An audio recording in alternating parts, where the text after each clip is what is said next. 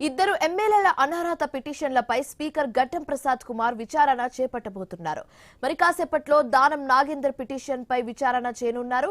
సాక్ష్యాలు నమోదు చేయనున్నారు.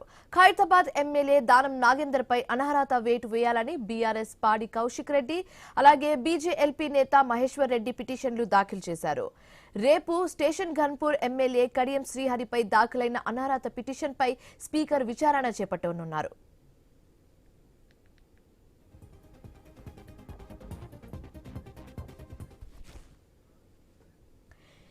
ఇద్దరు ఎమ్మెల్యేల అనర్హత పిటిషన్లపై స్పీకర్ గడ్డం ప్రసాద్ కుమార్ విచారణ చేపట్టబోతున్నారు.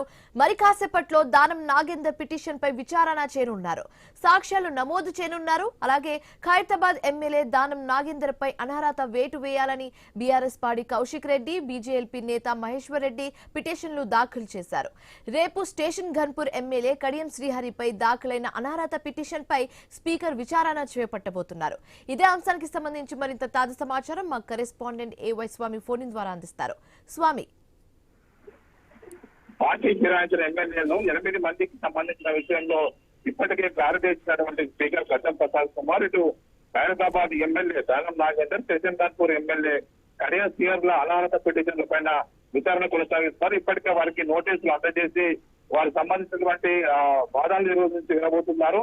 ఈ రోజు ఖైరతాబాద్ ఎమ్మెల్యే దానం నాగేందర్ తరఫున పిటిషన్ దాఖలు చేసినటువంటి ఇటు పాడి కౌశిక్ రెడ్డి, అదేవిధంగా ఇటు బీజేపీ ఎల్పీ నేత మహేశ్వర్ రెడ్డి పిటిషన్ల పైన వాదనలు కొనసాగుతాయి. దీని తరఫున వారి అడ్వకేట్ వారికి వాదనలు వినిపిస్తారు.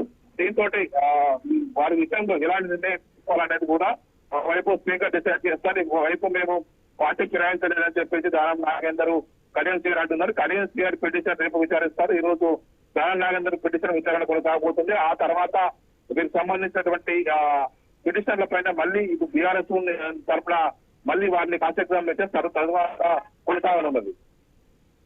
Right, thanks for the update Swamy.